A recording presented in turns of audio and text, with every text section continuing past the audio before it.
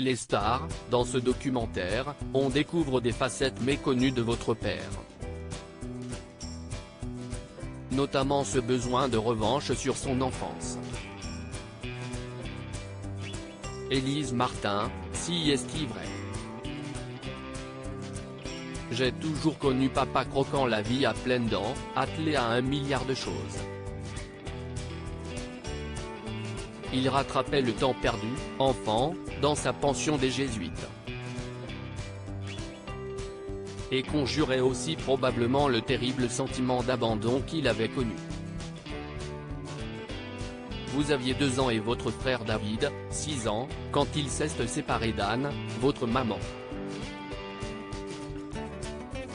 Comment votre vie s'est-elle organisée? Nous sommes restés avec maman et allions voir mon père tous les jeudis. Il animait une émission quotidienne avec Daniel Gilbert, enregistrée en direct du jardin d'acclimatation. On avait des places gratuites pour les manèges, c'était comme Disneyland à l'époque. On s'amusait toute la journée mais, si on y réfléchit bien, on ne passait pas de temps avec lui. Comment avez-vous vécu la période de l'école des fans, émission ultra populaire présentée par votre père chaque dimanche après-midi de 1977 à 1998? Si est-il un souvenir douloureux? Il y avait un décalage, entre l'homme que je voyais à l'écran et celui que je connaissais.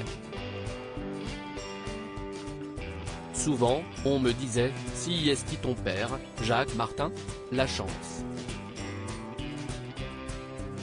Mais la réalité, si est-il qu'il avait une telle passion pour son métier qu'il n'avait pas le temps d'être attentif avec nous. Mais je ne lui en ai jamais voulu. Votre relation a-t-elle évolué avec les années? Après son AVC, en 1998, il y a eu un grand coup d'arrêt. Il ne pouvait plus être l'homme pressé qu'il avait été toute sa vie, égoïstement, j'en ai profité. J'ai eu avec lui des moments de complicité comme jamais.